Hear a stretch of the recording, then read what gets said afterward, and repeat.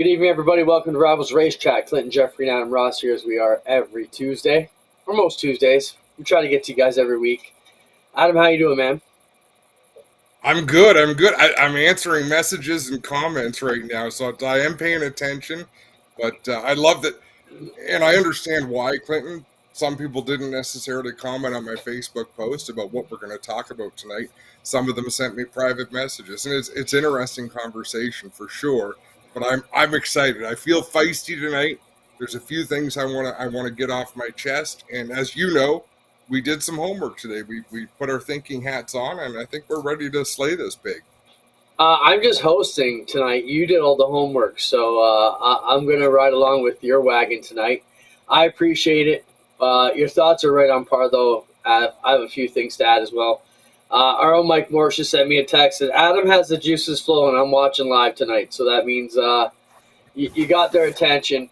First off, let's talk about what's going to go on tonight's program. Then we'll talk a bit about what your comments spurred on and where they're coming from, where we're going to head.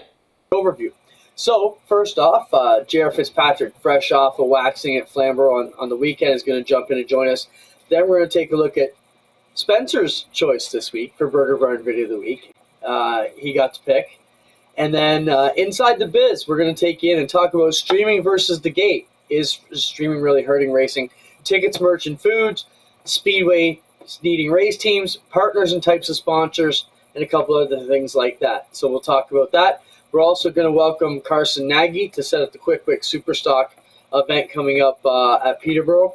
And we can talk NASCAR Le Mans, numerology, some other crazy stuff on the internet, and another Speedway loss. So that's where we're at on an action-packed show. Adam, our first guest, J.R. Fitzpatrick, crushed them on the weekend at Flamborough, but you weren't there. You were in Quebec. Let's talk a bit about Shoji and the NASCAR Pinty Series before we jump into our first guest. Man, fantastic to go down there and have good weather, Clinton, because year after year we go down and there's rain or threats of rain. The crowd was enormous. I mean, the place is just rocking. The layout of that place is like nothing most people have ever seen before. The racing was excellent, some exciting drama, and there were fireworks on the track. The fans got what they paid for, and it was a hell of a lot of fun. Now, there were reports and, was it a payback? Wasn't it a payback? I mean, you saw it live. From what I could see, the race looked really good. I guess we don't want to jump there yet because we're not quite there in the highlights yet. But it came down to a last 10-lap dash, right? Watch this. J.P. Bergeron bullied the bully, and Wallace Stacy didn't even lift. He bumped him a few times as a lap car, and Wallace says, "I'm not putting up with that." And he steamrolled him. So sorry, Clinton. No, so we're down to the finish here. There wasn't much of the final restart in this clip, but, Trayton led most of the race, right, and then chose the outside with the lap 10 restart. Was that what cost him the race? Yes. Yeah. Yes, it did. Marc-Antoine Camirand races very aggressively, no matter who you are. The fact that you executed a bump and run on him the week before, and he said, "I'm going to get you back." Trayton made himself vulnerable to that. And that's a group decision. Here it is. Now, Trayton's team was suggesting that Camirand jumped the start. They may have a point. He may have jumped the start. Spencer, I want you to back that up again. But Camirand paid the penalty. The leader fires first on a restart. If they get to the end of the restart zone and the leader hasn't fired, both cars on the front row can go. If the second place car jumps the start, all they have to do is give the lead back. So Camirand rolls way out in front to his disadvantage. There, Trayton's out ahead. Penalty served. Camirand screwed up, and he screwed up on the restart before this as well. He got out almost a car length ahead of Trayton the restart before, so he might have as well have been in reverse by the time Trayton hit the gas. So on this restart, Camirand only got half a car out in front, lifted, to where Trayton caught up, so it looked like Cameron jumped. But even if he did jump, Trayton passed him on the front stretch. As soon as Trayton retakes that lead, as per NASCAR rules, that's not a penalty anymore. You jump the start, you have to give it back. Watch this. Cameron, did he jump the start? Yeah, maybe. Gave it back. Trayton is ahead. Penalty served, race on. So a lot of people make it, and I mean, Jim Lapsevich, I respect his opinion enormously. He's been making that comment, hey, he jumped. Nope, get over it. Penalty was served, that's over.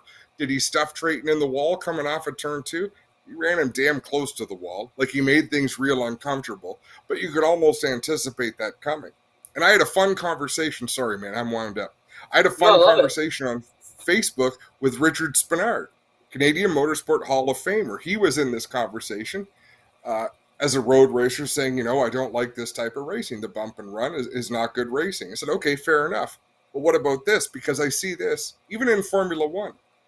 Car on the inside, or a car behind the leader, dives to the inside in the corner, gets the apex, and then coming off the corner, they just run right up to the edge of the track. So they're either going to run the former leader into the wall or into the grass. And that seems to be perfectly acceptable. I see it in Formula One, for God's sakes. That's where I go back to my Bob Ross teachings. Bob Ross says, you crash. You crash with that dickhead who just tried to pass you like that. And if he does it next week, you crash with him again. And you keep crashing with him until he stops doing it. And guess what? They're usually going to stop doing it after the first time. That, to me, is as dirty as a bump and run. But let's ask our guest, because I hear someone who's been on either side of these sort of things. I'd like to get his thoughts, but I was pretty fiery over that. Yeah, let's bring on J.R. Fitzpatrick.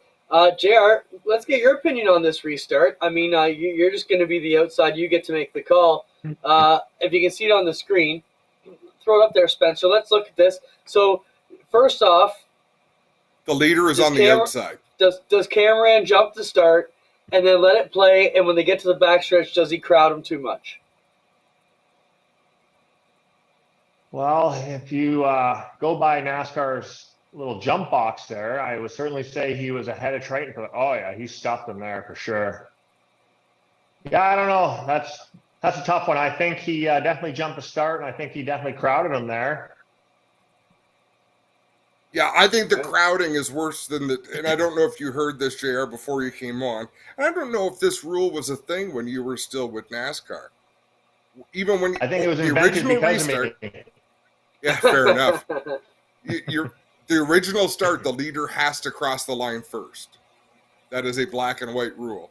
Leader has to, on a restart, the leader doesn't. The leader gets the opportunity to fire first, but if the second place car gets ahead of the leader, they have to give the spot back before they complete one green lap.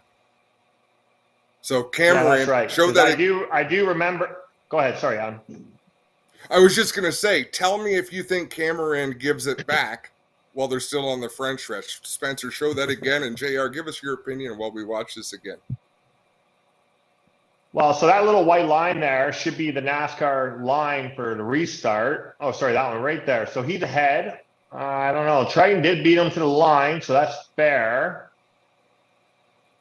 I mean, by the rule, I guess Trayton beat him to the line, but I would say he still jumped the start. But yeah, he definitely crowded him. If I was Trayton, I'd be more pissed about the crowding to the wall than that restart. It does look like he fired off, but Trayton did beat him to the start-finish line. So it's funny, like, how the NASCAR ruling is, because, like, are they going to penalize him for jumping at the restart box first, or are they going to give him? Yeah, he jumped him there, but I don't know, man. That's close. That's really close.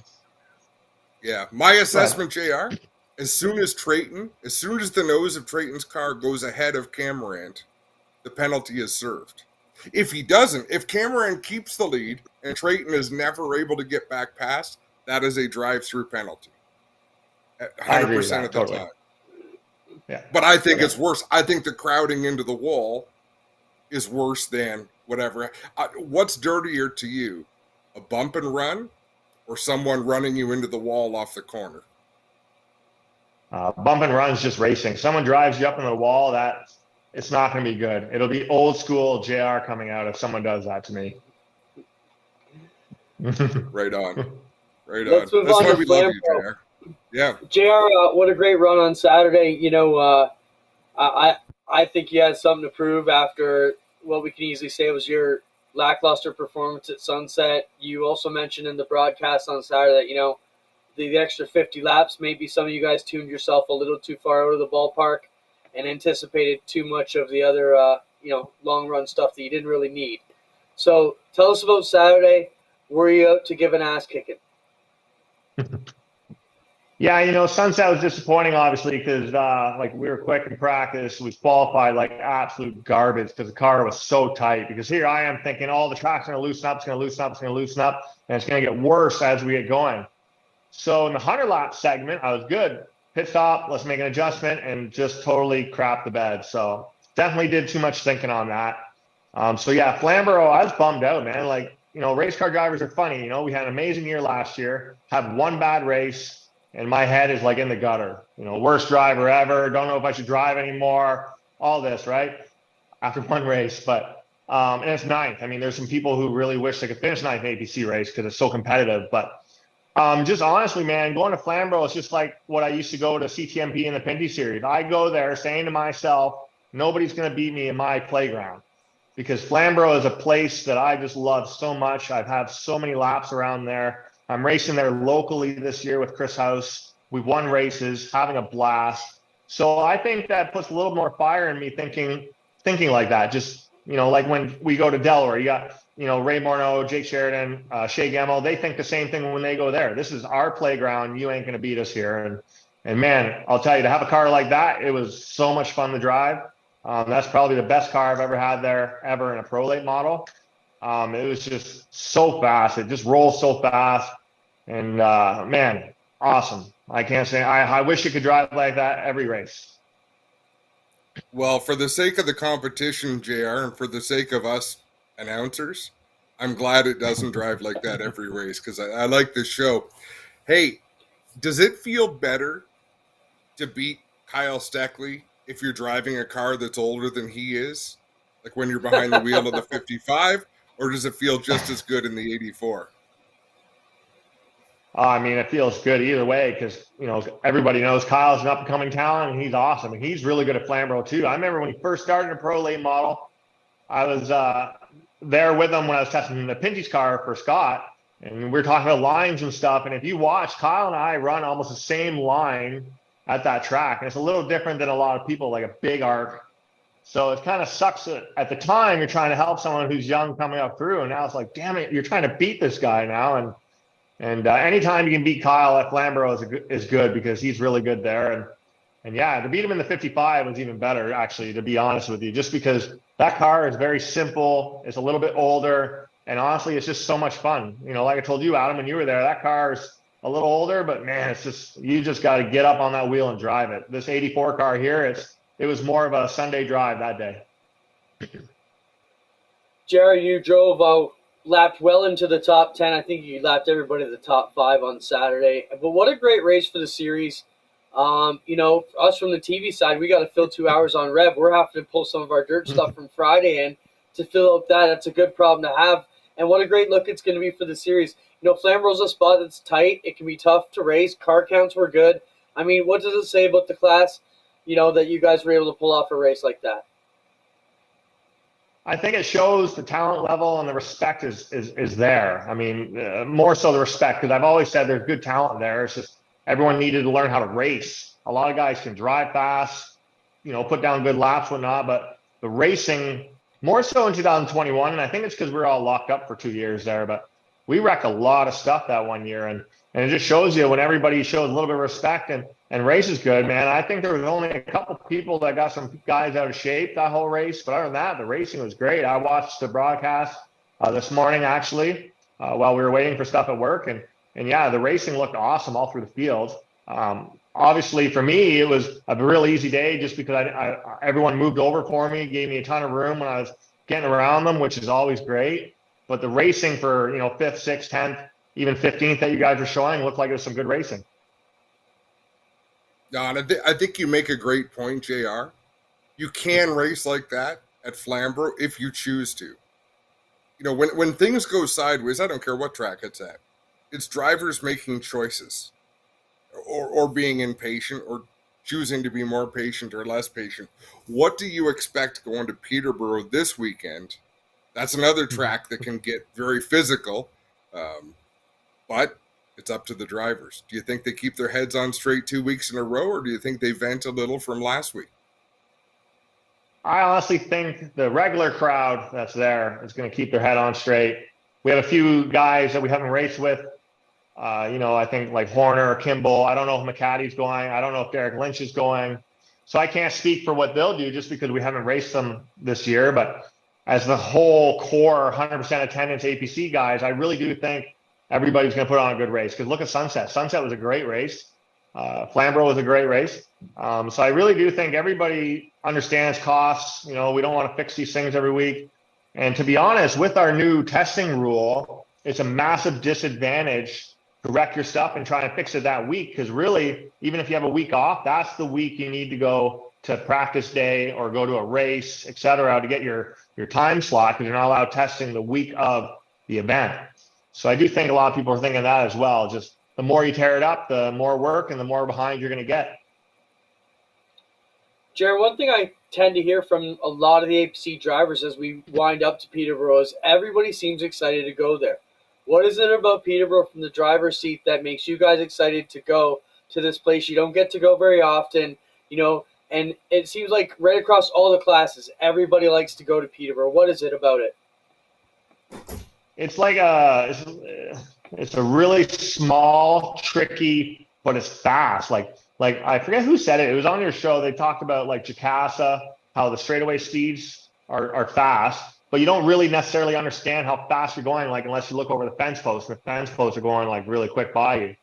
Because Peterborough is so small and you're always turning down the back chute, it feels like you're going 200 miles an hour around that place. Even though it's like, miles per hour wise, it's probably one of our slower, but it feels like you're just hauling the mail. And the way turn 3 is, you just drive that baby in there until it gets light, and it's just a great feeling. That track is a racer's track. And I heard a little rumor that JP might have put some of that, I don't know what exactly it's called, that compound in the upper groove. So, man, if they put that up there, I think the racing is going to be crazy. I think it's going to be insane. But also, I think it's going to be I don't want to jinx it. So I'm not really going to say what it's going to be. I just think it's going to be very exciting. Now, where did you wind up in points after Flamborough, JR? I'm third now. So it's Danny Benedict, Joe Lawrence, and myself for the top 3. We're 5 and 6 behind Danny now. So you should, if you qualify in the top 10, you won't be able to start any better than probably 6th if a couple of locals also qualify. So that's good. I prefer it. I mean, I don't want to see you start at the front. I prefer it once things settled in and the fast cars get to where they belong, and they have to work hard for it. Yeah, and I understand a little bit of that now. Like, obviously, the structure that they have in place really does make a difference in the show. I never believed in it, to be honest with you. I thought this is silly. Like, all fast guys get there eventually, so what's the point? Well, it's the time frame from us trying to get there. The passes we're doing, moving people, whatever. It puts on a way better show because you had the top 2, in my mind, the quickest cars there all day, even though we probably qualified like crap. Kyle and I mean. We started first and second because of the points in Burton. We really just drove away. I mean, our cars were the best cars all day. So, yeah, the show wasn't very good up front. So I do agree with the points structure and how they do that. A couple of us are a little kind of concerned as what they're going to do with some of these guys who are fill-in for a couple guys that can't make it this weekend. And they're going to be starting up front, even though they're part-time. So there's still a few kinks to work out with that format, but I do believe APC has the best format going right now in terms of tour, because if I'm not mistaken, a lot of home tracks do that as well. Yeah. Now, do you think it can be any more frustrating than trying to pass Ryan Kimball for 60 laps? Ryan's going this weekend. And again, I'm going to say it on air. I have no issue with Ryan. He's still pissed off at me because of what happened at Sauble. That's fine. That's whatever. As long as nothing happens this weekend that's going to interrupt my season because he's on a part-time basis, it'll all be good. And I wasn't getting any to any personal bullshit. I just meant I don't believe watching you. you try. No, watching you try to dispatch of them at Peterborough in that race last year for as long as you did was one of the most pleasing things I've ever got to announce. Like that. You know what? It was a lot of fun, Adam. It really was, because I you're driving in really hard, and hey, how frustrating it was for me. Ryan was doing the right thing. He picked a line and he ran the bottom. It's just really hard because he had enough speed where I couldn't get on the outside of him enough to get the drive off, because Peterborough is very tricky on the top. So that was tough. But in saying that, also, like, come on, man, like, we got to run our line. But we'll see what happens this weekend. I haven't seen Ryan since last year, and I highly doubt he'll talk to me. So we'll just run our own race and hopefully put on a good show for the fans. Right on, JR. We appreciate you helping us sell some tickets. If you're looking for something to do Saturday, get out to Peterborough. It is the APC Series race, the KOD Disposal 100 at Peterborough. So make sure you check it out. And we'll also be there with the Quick Super Stocks. Thanks, JR. We'll see you Saturday. Perfect. Thanks, guys. Thanks, JR. Right on. Carson Nagy's going to join us in a little bit to talk about the Quick Super Stock race. And we'll talk about that coming up. Adam, I have a new promo coming up for us right now. And here we are.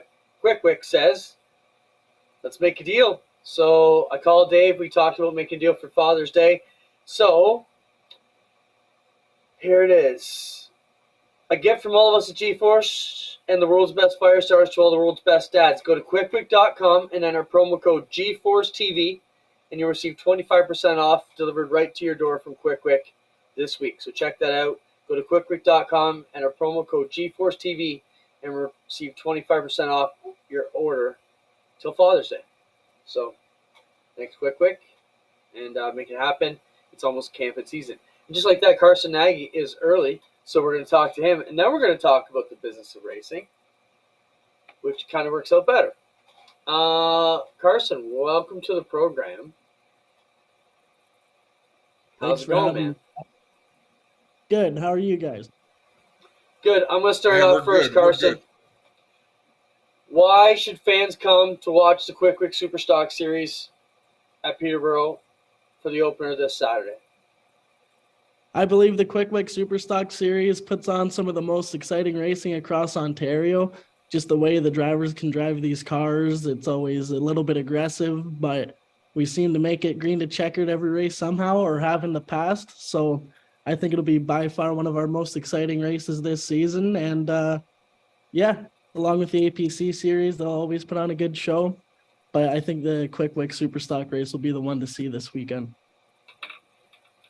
Now, Carson, you're from this part of the world, right? You're from the Hamilton area. Why do you run as well as you do at Peterborough? I'm not too sure. I think it's a track where once you get in a rhythm a couple times, if you travel up there, it kind of sticks with you for your few trips you make up there a year. But it's just one of those tracks, once you get hooked up at it and you understand how to race it, you kind of have a general idea every time you go there. I wish we had more chances to head up there for a race or two throughout the year, but yeah, I'm not too sure what it is about Peterborough and how we can run consistently up there when we go there once or twice a year. Carson, 50 laps, it may seem like a fairly long time to some racers, but it's not really. It's not a lot of time to make your moves. What's the game plan? Is it just go the whole time? Is there any amount of conservation going on? What I've noticed with the tour is it's almost 100% as soon as the green flag drops. With guys like Sean Chenoweth, Lane Zardo, Tamirsma, it's nonstop, 100% as hard as you can go. But lately, I've been noticing we just gotta get a good start with our car and make sure it's a really good base for when we get there. Just once you get in a hole, it's hard to climb out of throughout these 50-lap races. As you said, it's not really that much time when you're in the car. But, yeah. Carson, talk about some of the battles you've been having on Friday nights. Lane Zardo, Sean Chenoweth. Some of it's been heated. You've had some issues. Talk about Lane's attempted pass that turned the racetrack into a parking lot. Yeah, I feel bad for everybody involved in that deal. It was frustrating in the moment, of course, but as soon as I found out it was Lane who ended up getting into me, I knew it was nothing intentional or done with ill intention. Um, it's honestly, Delaware is probably by far the most exciting weekly program I've seen, which is a really big reason why we head down there all the way from Hamilton to go race there. We want to race with the best. There's probably at least 12 of us who can win on any given night. And yeah, just battles with Lane, Sean, Trevor Culver. It's by far the most fun I've had in a race car in my 10-year career so far. It's again, it gets heated, but at the end of the night, we're all just racing and racing for that win.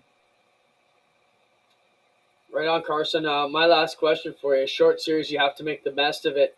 What's the one track that has you the most concerned? My biggest, my worst track on the schedule is Sunset Speedway. I don't know what it is with that racetrack. It seems like you got to run there consistently throughout a year to really get a good idea and a good grasp on how to drive it there. But I'm hoping we can get out there testing, hopefully for a regular night event maybe, and try and get a good base for when we go there. We've had a lot of issues in the past, but that's definitely one of the races on the schedule that we tend to struggle with. But hoping to turn it around this year. No, and that's got to be frustrating, Carson. How hard is it with this short a series knowing one bad race almost knocks you out of contention? Yeah, like this is probably the hardest series I've raced in before. I've done the Great Lakes Concrete Series in the past between Sauble and Sunset, but the way the points work out in this touring series, it is incredible. Like you said, one bad night and you're back to 8th place and you're just leading the points or whatever. So hopefully we can stay really consistent this year and keep it together for all 5 races. Right on, Carson. We'll see you Saturday night. Carson's one of the stars of the Quick Superstock Series. You can check them out live here. And Martin just asked in the chat, yes, we will be covering the Superstock show on Saturday. We won't have qualifying, but we will have the main event on the show. So excited about that. Thanks, Carson, for being here. Yes, thank you, guys. Thanks, Carson. Adam, I think we need to take a quick pause. Go ahead. He's a pretty intense racer. Like, he's such a nice kid, but put that helmet on, man. He races hard. Yeah, the Quick Superstocks have put on some great shows, some great storylines, and over the last few years, it's really been some of the best storylines we've had to cover. I mean, Lane in the drive shaft last year at Delaware was like crazy, and to have the big screen there and be able to show it all up close was super cool that we could be on top for that. So, before we get into inside the biz, let's knock a few things off the list because we got a lot to get through. First off, Spencer, the Wizard, had choice of the Burger Barn video of the week, and he chose NASCAR at Le Mans. There were a few pictures. You can show the picture you had of it, Spencer, too. Show the video. And what a cool moment. NASCAR went back to Le Mans, Adam. They were trying to just finish the race. Then they realized they could be competitive and took a shot at least trying to beat the GT classics. That's been the most comparable to. But in the end, they made it. Sorry, Camaro. The NASCAR Cup car adapted for competition here at Le Mans 24 Hours. It's a massive fan favourite. So things like the engine, that is a standard stock engine for them that they would be racing with. Yes. So the engine life before a rebuild in the States, what my question is it going to make 24 hours without any problem at all? Yes. Yeah, because an engine will go an entire race weekend for a Cup team, probably 2 or 3 engines. I mean, it's the beauty of this race, Clint, I don't think it is be, this is the beginnings of motorsports. So it's about racing other cars on the track, even though you're bigger than them. But it's also about finishing the race. It's about making 24 hours, and it almost doesn't matter where you finish. If you make the 24 hours, that is a victory. Yeah, I mean, I've become a big fan. Look at how much it stands out in this picture. It almost looks comical how much bigger it is than the rest of these cars. And I believe they are lined up by their times there. So it just showed you where it kind of fit into the spectrum of the other cars in the field. I think it was amazing to see this. This was a huge effort. I know one of the guys who's kind of close to the Pinty Series, Chad Siegler, was on scene for this as part of NASCAR International, and that's basically, if you ask Tony Spiteri, that's who he pretty much answers to. So it's cool to see someone close to us get to be a part of that. And also really cool for them to get in and be involved and really try and put a NASCAR footprint back in and grow the sport to new avenues. And that's going to kind of tie into what we're going to talk a bit about here. Let's just see if there's anything else we need to clear off here before we get into it. Let's just jump into numerology on the board. Sheldon Merivale picked the scoreboard out, and if you believe in numerology, this was kind of a neat sign. Austin Westrow, Cole Hardy, Alex Riley, Rick Beals, and Blair Roussel. And when you looked up to the scoreboard, it was 7-1-7-1-7-7-1-1-7 across the scoreboard, which is kind of just a neat pick. You don't see too often on the top 5. And that was something that was picked up there, so kind of cool. We're all ready. Braces through the roof. The debate continues. Let's take a look at that. So this was fun. Not fun. This was one of the dumbest things I've seen on social media in a long time.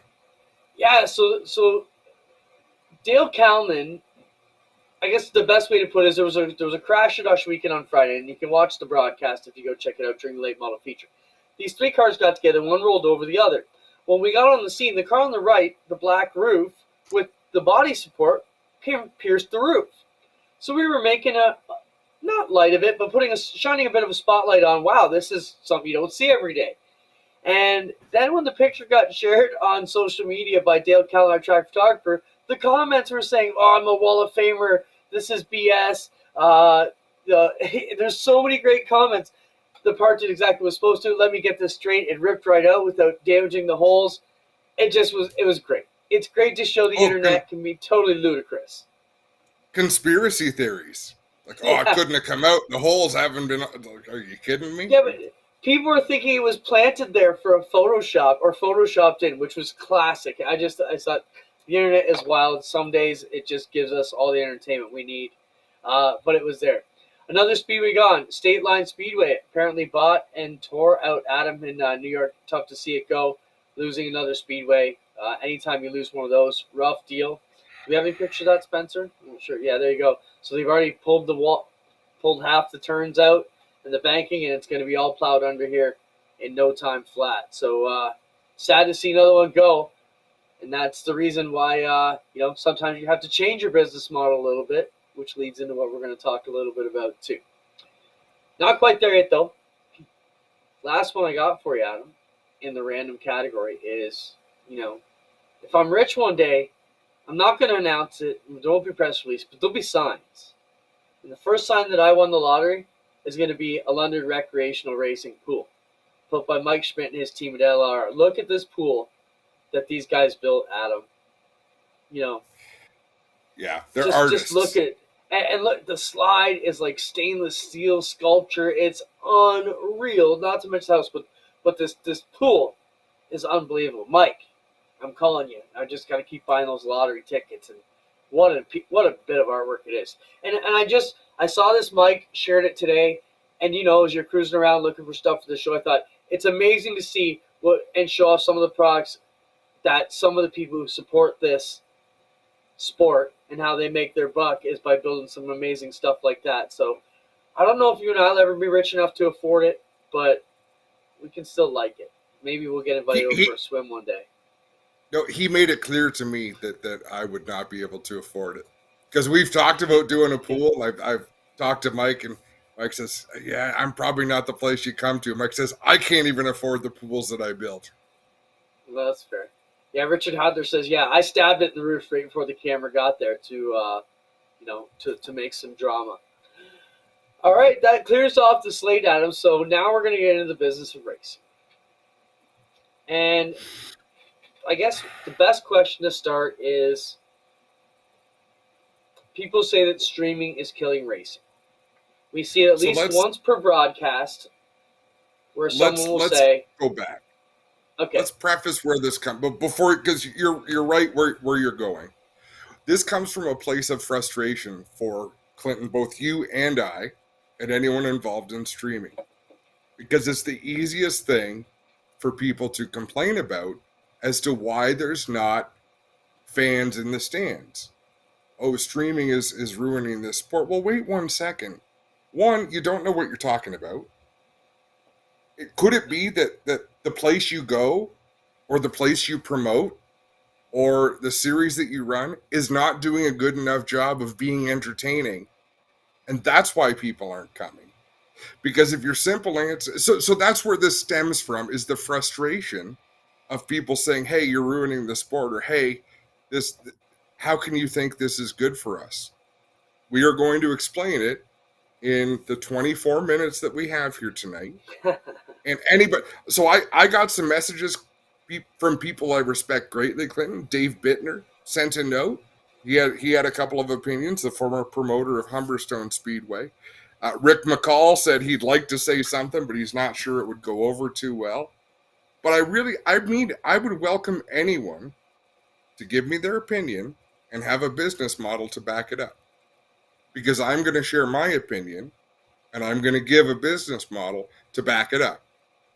And at the end, people can say, oh, okay, I think this is valid. This makes more sense to me than that, or that makes more sense to me than this.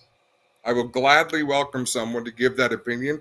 Show up in the chat here and let us know if you think you can make that argument. We'll get you a link to come on the show. Message me on Facebook. I'll share your opinions.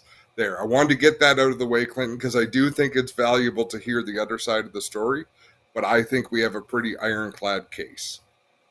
So what comments have you had so far? Anything that we need to rebut or talk about?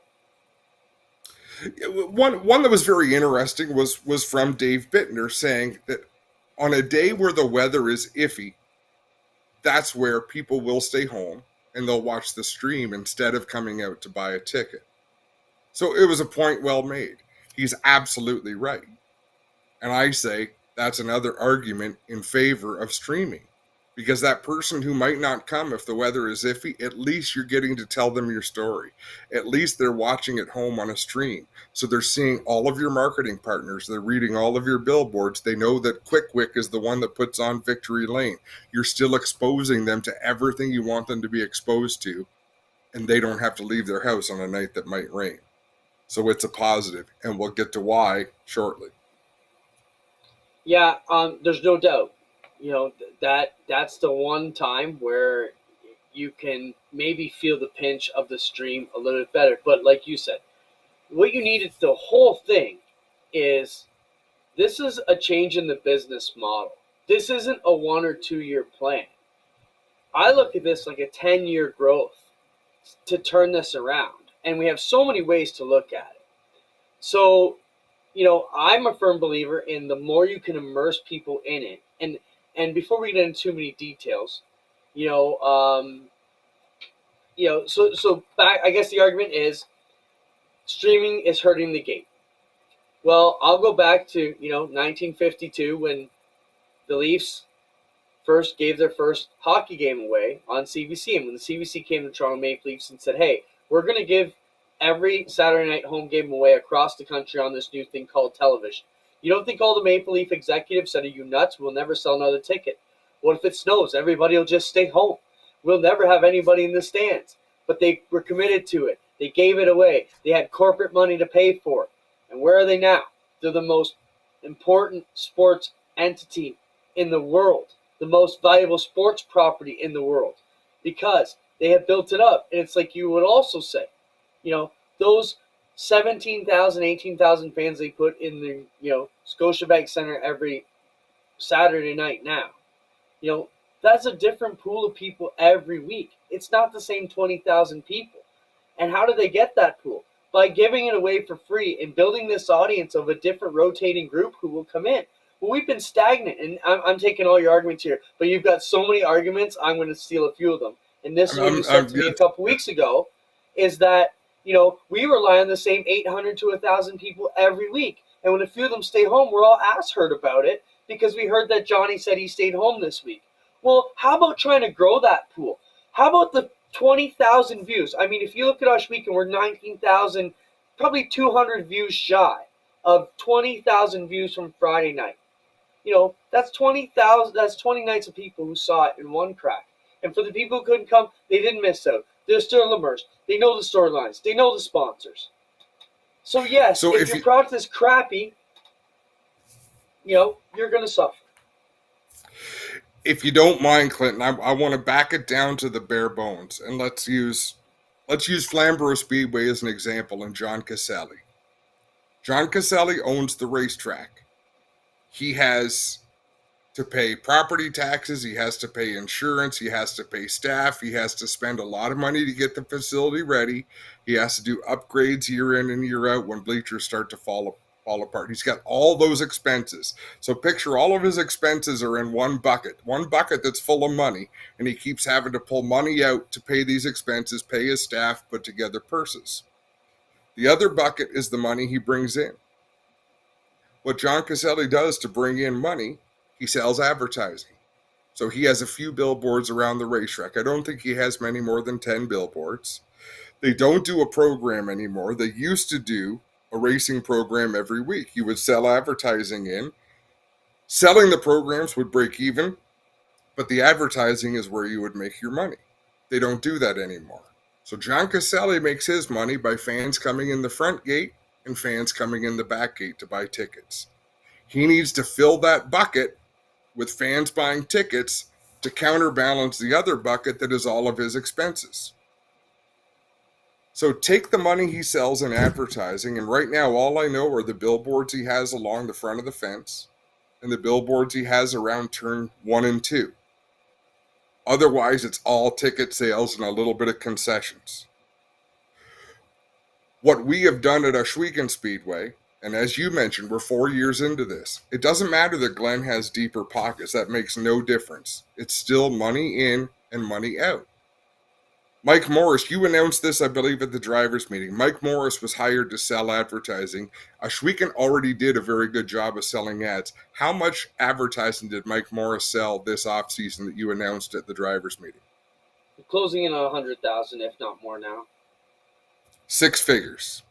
Yeah. Okay, 6 figures in ad sales. It's a hot commodity. It's a place to be. Let's bring in streaming to the equation. If John Caselli wants to make more money, he has to encourage more fans to come to the racetrack. That's the only way he can do it. The way it's set up with a track that does streaming, and I see Paul Cole is watching as well, he can chime in on this. You can sell advertising on a stream. So that product becomes a source of revenue. So if Mike Morris brought in 6 figures, if producing this stream brings in 6 figures, let's say you can bring in an extra $100,000 in ad revenue with this stream, which I think is very feasible. Yep. Divided by 20 nights of racing, that is $5,000 extra dollars per night. $5,000 at $20 a ticket. How many tickets is that? 250 tickets. It is freaking hard to draw 250 additional people to come out to your races and buy a ticket every week. It might not seem like a lot, Clinton, but you know that it is. But for the casual fan, 200, that's a huge number. And folks, those advertisers, they pay so that you can watch the stream for free. Think of it this way. If you subscribe to cable television, which all of us have throughout our lives, finally people are getting away from it. You pay so that every hour of television, you only get to watch 48 minutes. The other 12 minutes is advertising. You were paying Bell or Rogers $300 a month to watch 12 minutes an hour of advertising. It's crazy. So we've got 2,000 people every Friday night watching Ohsweken Speedway who aren't at the racetrack. Those are 2,000 people. Those numbers aren't an estimate, Clinton. They're not a guess. You can see it right on the stream. 2,000 people are watching this stream. Those are people who might come out to the track. Those are people that we can sell advertising to. And guess what? If it's $100,000 in revenue this year, I'll bet you 5 years from now, if everything continues on the path that it's on, it's going to be $300,000 to $400,000 in revenue. You can't sell that many more tickets to a race than you can with this advertising. So I understand where people on the surface might say, hey, this isn't going very well. And Mr. Showbiz Guy, great point. You can keep up every week. We can continue to tell our story week in and week out and keep our fans engaged. But this is where I get so supremely frustrated. Open your freaking eyes. All that matters is this bucket, which is all your expenses, and this bucket, which is all your income. That's what it breaks down to. They're in the business of making money. Can I keep going? Yeah, I got a few points, but you're on a roll. Keep rolling. One step further, what does it do for the racers? We have dozens of letters, phone calls, and conversations from racers saying, thank you for the stream. It helped me secure this sponsorship. It helped me grow this sponsorship. It helps the racers. We have over 100 cars in the pits every Friday night, Clinton. And so all of these things, if you see the big picture, it is better for the sport. If you want to sit at home and think, well, 5 people stayed home because they can watch the stream for free, guess what? 50 people are in the grandstands because they watched the stream the last 3 weeks and it looked so freaking exciting that they had to come out. So I challenge you this. Build a show that's so freaking exciting, people don't want to stay home every week, but if they do, they can still watch it every freaking week. That is my case study on why the stream is not ruining the sport, why it is building the sport. Because we might have 1,000 people in the stands at Ush Weekend, 2,000 watching at home. That is 3,000 people watching this product every Friday night as we build these stars, and your racetrack doesn't. And I'm not picking on any one racetrack in particular. I can pick on almost all of them. There is not a racetrack that I can think of that draws 3,000 people per week. And that's what's being achieved because enough people in the organization believe in it. So if you have an argument that defies that, I'm serious. I have just spoken for about 6 minutes. I will sit and listen for 6 minutes while you tell me I'm wrong or you're more right. I will give you that respect because you deserve it. Look, there's a couple of things I'd like to add to that too. One thing, it all comes down to the chicken or the egg. You need the car count, you need the content, you need it all to work. So if you're not producing a good show with solid car count, and you're only aiming for a 2 or 3 division show, and you're only trying to get 40 cars in your pits, you're struggling there. You look at Delaware, Ush Weekend, they're pushing 100 and a bit cars every week over 4 divisions because they can make that work. And we're streaming every week, so the teams want to be there. My point, Adam, is, I think we get back to the major sports attitude where if you look at major sports, do you think NBA, Major League Baseball, NHL, even NASCAR for that matter, any of us would care about those sports as much if it was pay-per-view or if it wasn't given away in the early days of the sport to build a viewership and to build the base? Like we talked today, I love the Buffalo Bills. Do you think I would care about the Buffalo Bills if it wasn't given away free for me to watch for all those years and become a fan to the point now that I am trying to get out to 5 games a year because we love it so much? No, you never would have discovered it. Do you think any of us would care about NASCAR if it didn't have a free way to watch it on CBS when we were all growing up and being kids and immerse us in the characters and what's going on? No, it wouldn't. So I think there's so many other things. But you have other good points, Adam, that I want to get to today. Let's say at the end of 2023, and these are your notes you sent today, which I was super impressed with today. At the end of 2023, hypothetically, all streaming goes away. G4 shuts down, no more pay-per-view, nothing. What happens to the sport? Do you think it magically, every grandstand fills back up? Is that what you people out there who are against streaming think is going to happen? Right, Adam? Come on, what happens? Streaming goes away, where are we? We're dying just like we were 10 years ago, except faster. People aren't talking about it. They're not making noise. It's insane. No rebuttal to that? No, because it was my argument. It was our argument. Folks, we have this conversation. Clinton and I, and probably if we phoned Paul Cole, we could have the same conversation. Are we doing the right thing? Is this? Yes, we are. This is what we should be doing. But we still question it every week, right? If you ever stop testing yourself, questioning yourself, you're going to stop growing. But I think that is the challenge. Make sure you're being entertaining. Make sure you were exploring every type of revenue. In fact, let's go back to Flamborough Speedway, and I give John Caselli huge props. He has a cell phone tower on his property.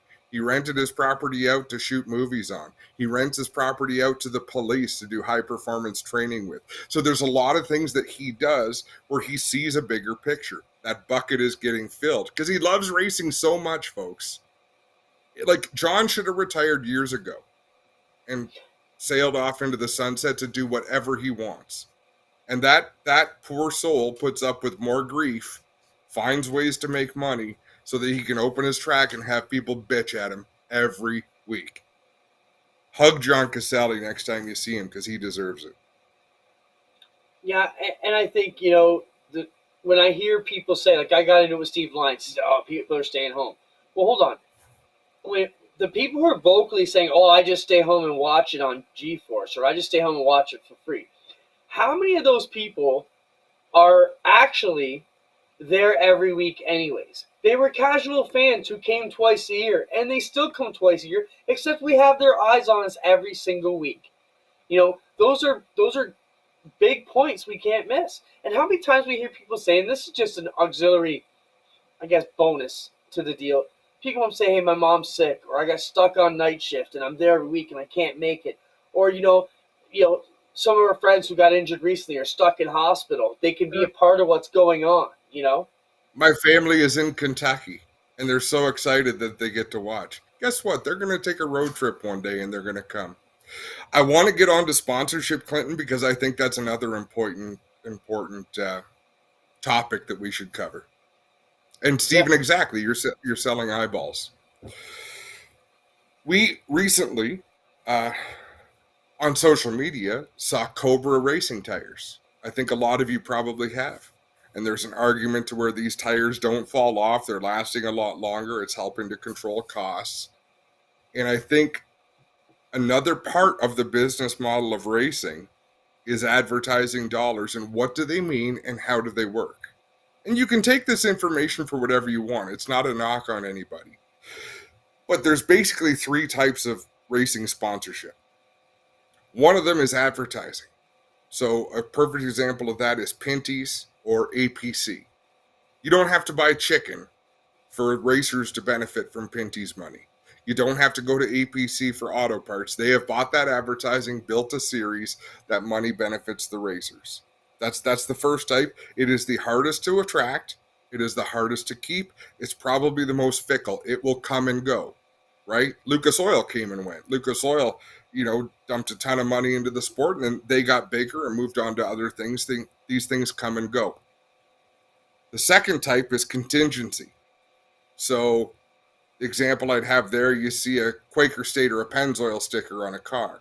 Well, Pennzoil sponsors however much money. You have to run their sticker. Sometimes you have to run their product. And at the end of the year or at the end of a race, you benefit from the money that they put in. It is contingent upon you running their stickers. Yep. The last one is the one that I think needs to be addressed because it is helping the cost of racing skyrocket. And that is fuel deals and tire deals. I don't mean disrespect. If these companies didn't do it, the racers would self-destruct. So Hoosier Racing Tires years ago, and Pete McNell did a lot of the math on this, sponsored the Super Dirt Series. I think it was like $250,000. Well, that was based on selling tires. So instead of selling a tire for $90, they'd sell a tire for $100 and take $10 and put it into the points fund. And they did the math and figured this is how many tires we're going to sell. We can commit to $200,000. Well, if you put your thought into it, the racers are paying their own points fund through those tires. Some of the deals go beyond that. Some of the deals are directly, if you sell a tire for $100, the tire company gives the track $10 free. So the more tires you sell, the more money the tire company gives the track. That money is coming out of the racer's bucket. And it's going into the same goddamn bucket. The racers have paid their own points fund. You can call it $1 million points fund. But if the racers are paying that $1 million, That is not fresh money. It's not new money. It's still very nice of the tire companies because they put a lot of effort into it. But by and large, that is a different kind of deal altogether. The racers are paying it themselves, just like putting away $20 a month. If I started doing that when I was 18, I'd be rich by now. I didn't do it, Clinton. I don't think you did either.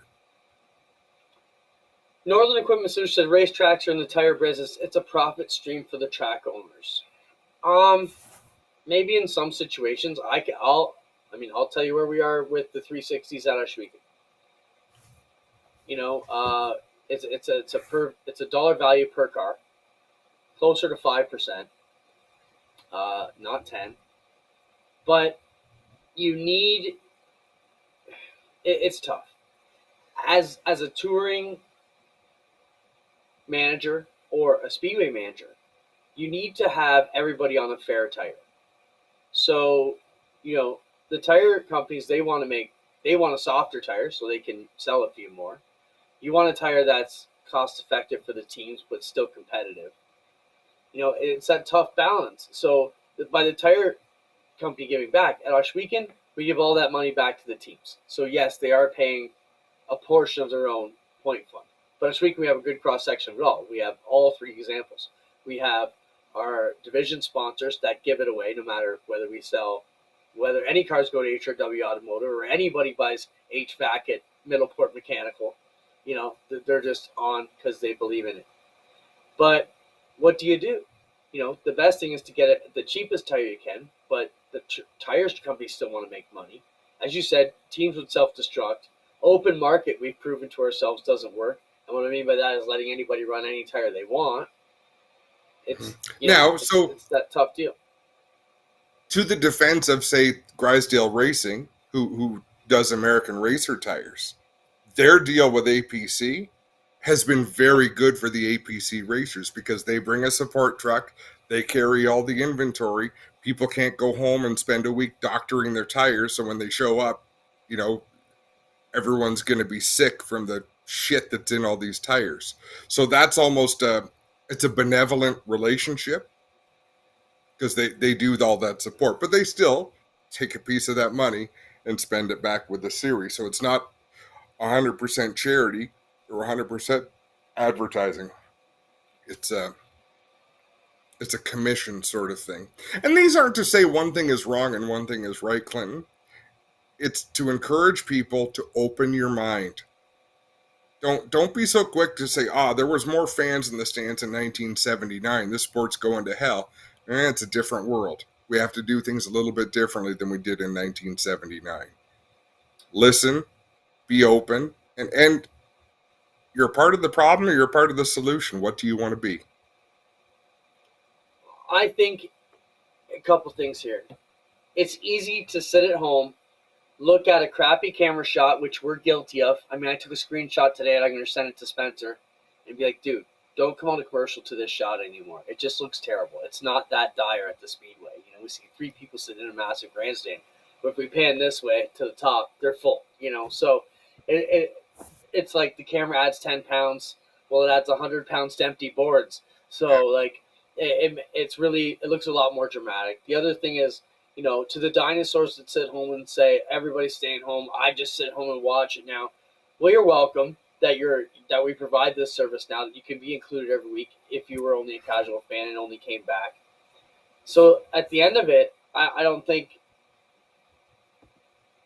think those guys were staying home and were on their way out anyways.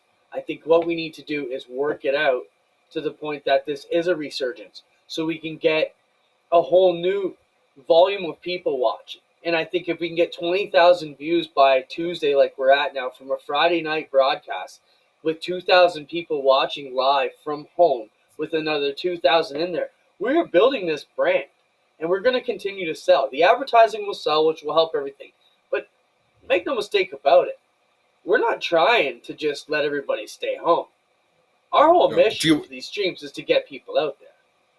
Do you want to go on for another 5 or 10 minutes? Because we do have another case study. Yeah, we can. One of the series that was way ahead of their time was NASCAR. Because here's a series that didn't pay very well. Their racers had to tow all the way across the country. But Tony Novotny was brilliant because he built something where the racers knew, I need to go out and sell sponsorship. So when Peter Gibbons got Canadian Tire, a 6-figure sponsorship, these things allow for, and NASCAR Pinty Series is like that, and really APC Series is going to become like that because you can't win enough money running a late model race to pay for the late model you're running. But you can start to sell 6 figures in advertising on a race car. So the business model completely changes. Instead of looking at what is that track promoter going to pay me to win this race, let's use the Pinty Series for an example. And these numbers are not accurate. They might have been 20 years ago, but say Dave Jacobs, he's won championships in CASCAR and the NASCAR Pinty Series. If I came to Dave Jacobs 20 years ago with $250,000, guess what? I'm his new driver. I can drive exactly the equipment that won a championship. So if I can go and sell $400,000 in advertising, I get Napa Auto Parts on the car. I give Dave Jacobs $250,000. Guess what? I'm a professional race car driver. I have just grossed $150,000. I've got to pay my way across the country, but the race car is going to be there because Dave Jacobs will make sure of it. The reason they can sell these deals is because of the TV package. It's no different than professional football. It's no different than NASCAR. The NASCAR tracks do not make their money from fans in the stands. They make their money from this monstrous television deal. That's what makes it go round. So you just have to, and John Caselli, he'll tell you to your face. I was talking to him today. He says, I don't know how these guys afford it. Well, they afford it, John, because all of their selling is done in the off season. They know already before the season starts, the bank account is full. They've got the money to go do what they want to do. The prize money is just absolute gravy. They have already made their business case. They've paid Scott Stackby, or they've paid Dave Jacobs, or they've paid DJ Kennington to have cars prepared and brought to the racetrack. And that's just an outside of the box. Like, people would have thought he was absolutely Looney Tunes when Tony Novotny came up with this. But guess what? It made a lot of people great careers. Made Mark Dilley a great career. Made Don Thompson Jr. a great career. The list goes on and on. Yeah, I don't think you're wrong. What I was getting back to is, it's a resurgence. And as we keep getting more and more eyes, we're bringing more people back into the sport. It's not a 2-year or 3-year plan. It's a 10-year plan. So let's see where we are at the end of this decade and figure out whether streaming's really hurt the deal or not. I think you're going to see it's the other way around. And by giving it away, we are basically a smaller version of what all the other major leagues are right now. We've got corporate money. We get it on a broadcast. How cool is it that we're live across the world on G-Force every event? Racing America's picking it up and taking it to NASCAR country to all their dedicated late model fans down the States. Rev TV's picking it up, and how cool is that we have 2 primetime nights? I mean, we negotiated for Wednesday at 9 o'clock. We've gotten Sundays at 9 o'clock as well. So we're on Wednesdays at 9 and Sundays at 9. 2 amazing time spots. Like, we're in a great spot right now if you're in the G-Force fold, let's say that. And if you need help marketing yourself, you need to reach out to somebody, because we've given you a lot of tools here to make this successful for yourself. And you need a Mike Morris of your own to make this work if we're going to, proceed. I've got another point.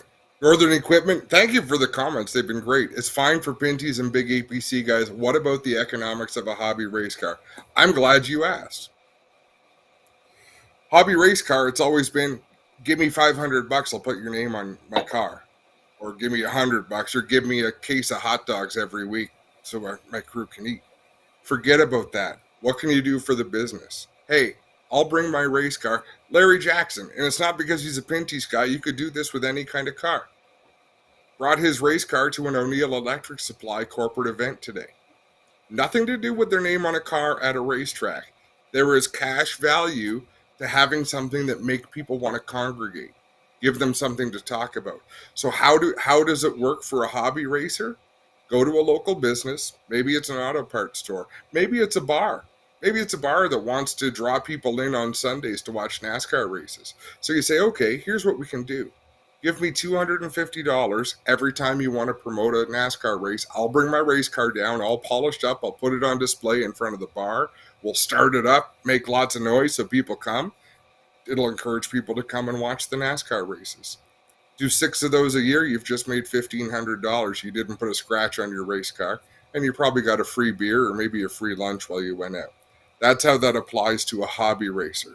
There's always a way. That's how you meet. That's how you meet new people, though. And people who are going to be. And before we get too much farther down into another hour, Tony Spiteri, our buddy, will tell you the story about being a Pinty's executive. He's down in the States at a race, standing at one of those type of events, somebody's activation. He's at a bar watching some it's a signing for somebody. Starts talking to the gentleman, ends up the guy's from Food City.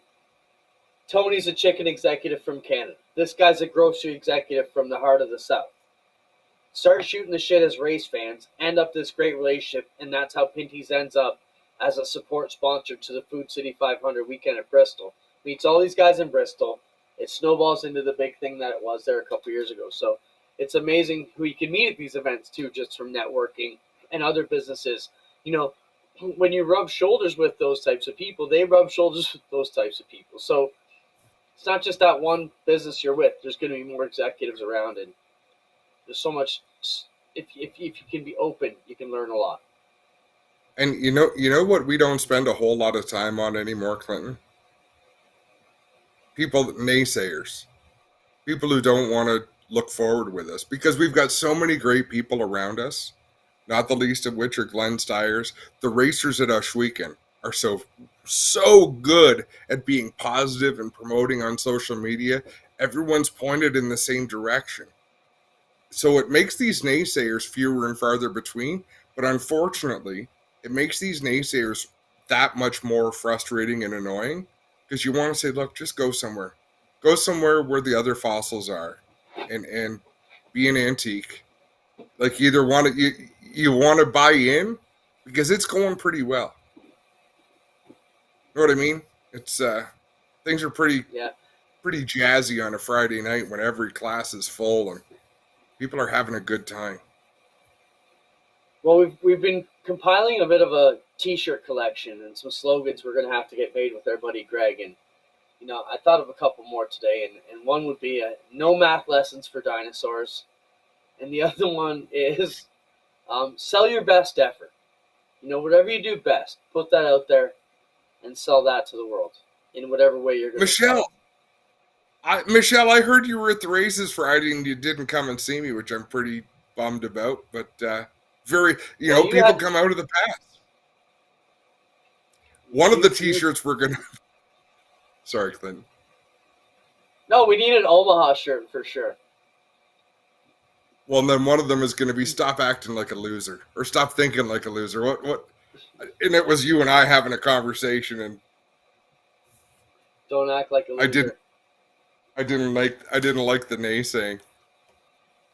Yeah. So Michelle Johnson, Michelle, I was talking to him today. I said, I forgot to tell you, Michelle Johnson showed.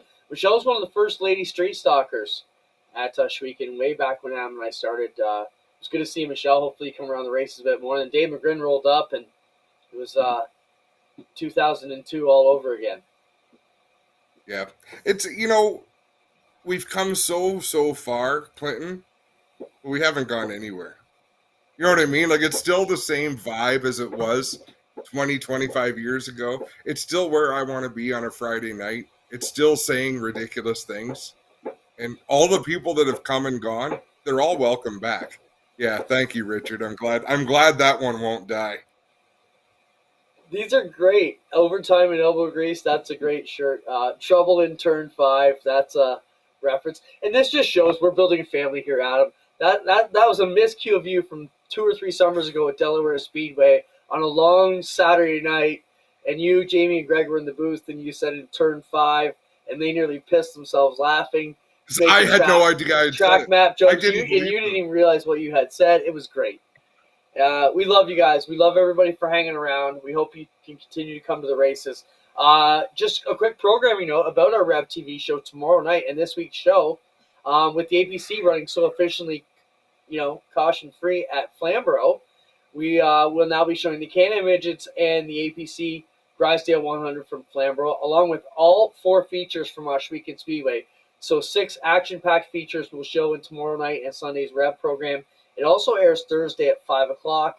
So many different repeat airings, so check it out. It's called Full Force on Rev TV, and the guys ended up the best of the weekend. So excited we could get that done.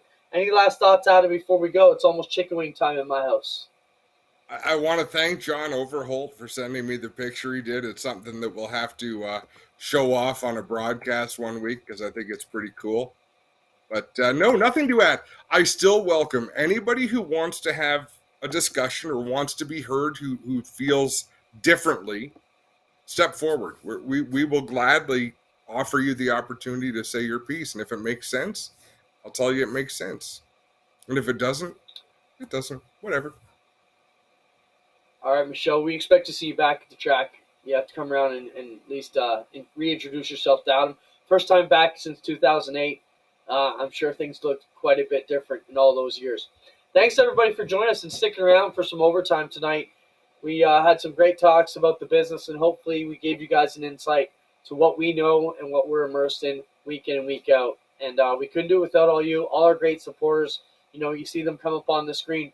They're the reason we're able to try and grow this sport and do some amazing things and bring some great coverage. This weekend, so quick programming update. Tomorrow will be Rev TV from 9 to 11 p.m. Then watch for the re-airs throughout the week. Friday, we're live 7:30 at Weekend Speedway for Ackland Insurance Night. The regular 4 divisions are back on the card.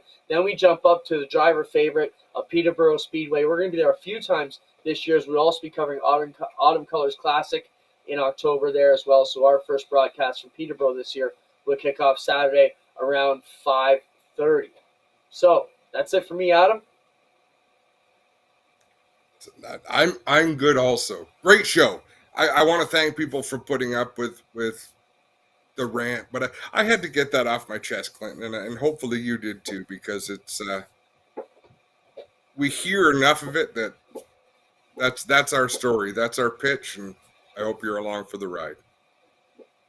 Right on. Get well, Blue. See you later, guys. Thanks, Spencer, for everything you do. We'll see you Friday, Saturday, and on Rev TV tomorrow night.